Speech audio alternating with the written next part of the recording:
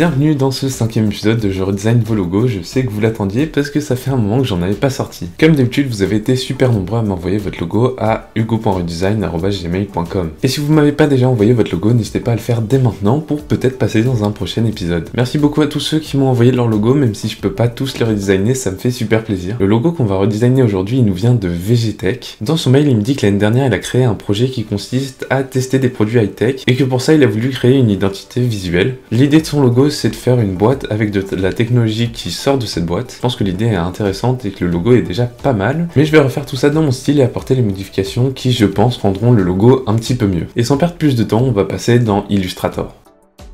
En arrivant dans Illustrator, j'avais une idée de base qui était de refaire la boîte en 2D et pas en perspective comme ce qu'il y avait sur le logo original. Mais comme vous pouvez le voir sur votre écran, ça n'a pas super bien marché.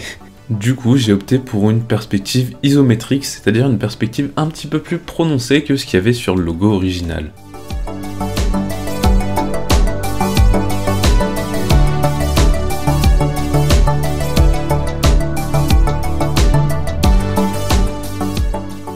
J'ai aussi essayé de rajouter un petit peu de couleur pour voir si c'était pas possible de faire une icône de carton avec des caps qui en sortent, mais vous allez voir que je me suis vite réorienté vers l'idée originale du logo monochrome. De toute façon, je pense que c'était mieux de respecter la palette de couleurs qui était déjà présente dans le logo original.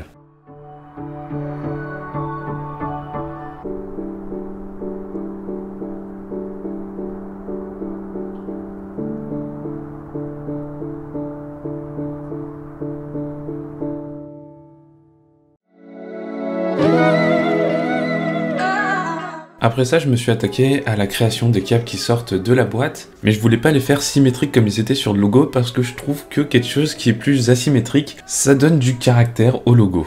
Et c'est déjà quelque chose que j'avais fait dans le premier épisode de Je redesign vos logos, mais cette asymétrie, je pense que c'est vraiment quelque chose que j'aime beaucoup dans les logos.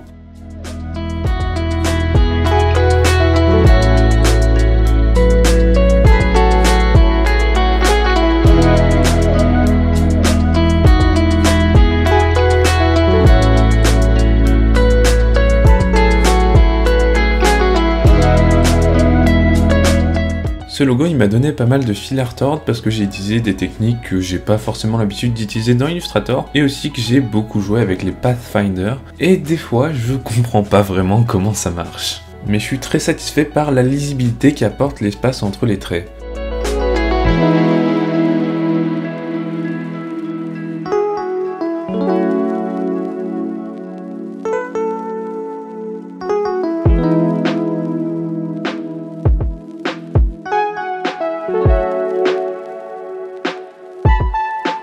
Après ça, il fallait trouver une typographie et c'est quelque chose que j'ai trouvé très difficile parce que j'étais pas du tout fan de la typographie originale, mais que comme le logo avait déjà beaucoup de caractères, je voulais trouver une typographie qui vienne pas gêner le style du logo. Et c'est assez compliqué pour moi parce que je m'y connais pas très bien en typographie et que je pense que ce logo finalement il marche très bien tout seul aussi.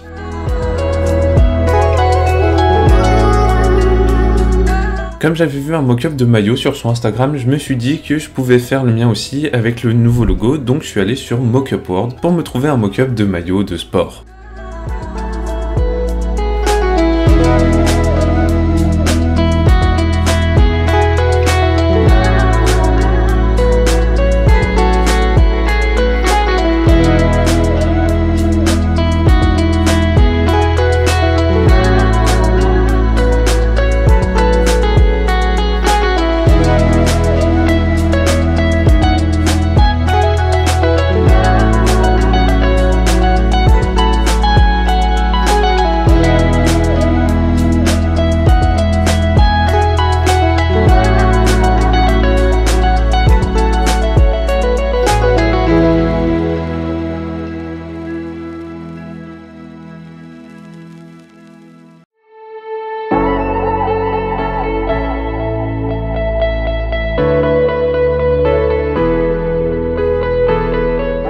Et voilà, c'est tout pour cette vidéo, j'espère que ça vous aura plu. Si c'est le cas, n'hésitez pas à lâcher un pouce bleu, à me dire ce que vous en avez pensé dans les commentaires, mais également à vous abonner et à activer les notifications pour pas manquer mes prochaines vidéos. J'ai beaucoup aimé redesigner ce logo et faire le petit mock-up de maillot, c'était vraiment super sympa à faire. J'espère que ça vous aura plu aussi, et comme d'habitude, merci beaucoup d'être resté jusqu'à la fin de la vidéo, ça me fait super plaisir. On se retrouvera bientôt pour de nouvelles aventures. Salut!